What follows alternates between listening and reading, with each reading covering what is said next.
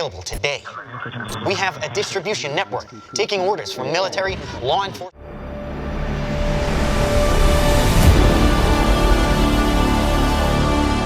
We have something much bigger.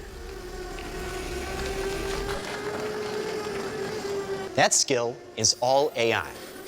It's flying itself.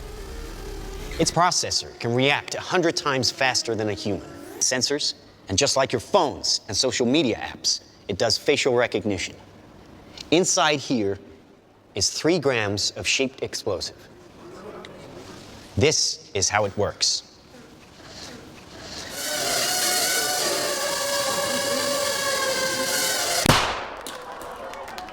Did you see that? That little bang is enough to penetrate the skull. सोचिए एक war चल रही है और soldiers नहीं AI robots decide कर रहे हैं कि किसको अटैक करना है और किसको नहीं। स्कैरी लग रहा है ना, पर शायद ये फ्यूचर पॉसिबल हो सकता है। The nation is still recovering from yesterday's incident, which officials are describing as some kind of automated attack. AI seconds में सैटेलाइट इमेजेस, ड्रोन वीडियोस और एनिमी सिग्नल्स को एनालाइज करके ये बता सकता है कि अटैक कब और कहां करना चाहिए।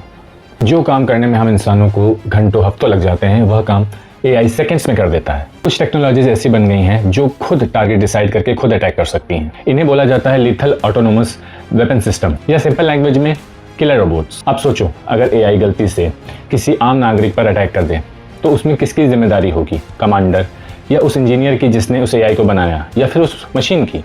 प्रॉब्लम यही है कि वॉर के रूल्स जो बनाए गए थे वो इंसानों के लिए बनाए गए थे, ना कि AI के लिए। इसलिए दुनिया भर के 120 प्लस कंट्रीज या डिस्कस कर रहे हैं कि AI के लिए वॉर रूल्स क्या होने चाहिए। कुछ आइडियाज अभी भी डिस्कशन में हैं, जैसे कि रोबोट्स को कभी भी खुद अटैक करने का डिसीजन नहीं दिया जाए। दूसरा कि अभी के जो पुराने वॉर लॉज हैं वही इस्तेमाल किए जाएं। और तीसरा human control rule.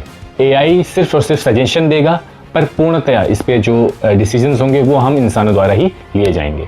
Open AI के फॉर्मर रिसर्चर्स ने भी यह बात क्लियर करी है कि AI को क्लियर सेफ्टी रूल्स देने पड़ेंगे, क्योंकि यह ज़रूरी है। इसी विचारधारा ने पेंटागन समझौते को पूरी तरह से खारिज कर दिया, क्योंकि एंथ्रोपिक कंपनी सेना के साथ काम करने के खिलाफ नहीं थी, पर वह अपने प्रतिबंधों को हटाने के लिए भी तैयार नहीं थी, जिसकी वजह से अमेरिका के राष्ट्रपति ने इस समझौते को पूरी तरह से खारिज करते हुए कंपनी को बैन भी कर दिया, क्योंकि यह भविष्य के लिए काफ़ी नुकसानदेह भी हो सकता था। इंटरेस्टिंग बात यही है कि कुछ AI कंपनीज कह रही हैं कि AI को फुल्ली ऑटोनोमस वेपन में यूज़ नहीं करना चाहिए, क्योंकि अगर रूल लेट बनाए गए तो टेक्नोलॉजी रूल्स से ज़्यादा फास्ट ग्रो कर सकती है, और तब शायद फ्यूचर वॉर्स हम इंसान नहीं एल्गोरिदम्स डिसाइड करेंगी।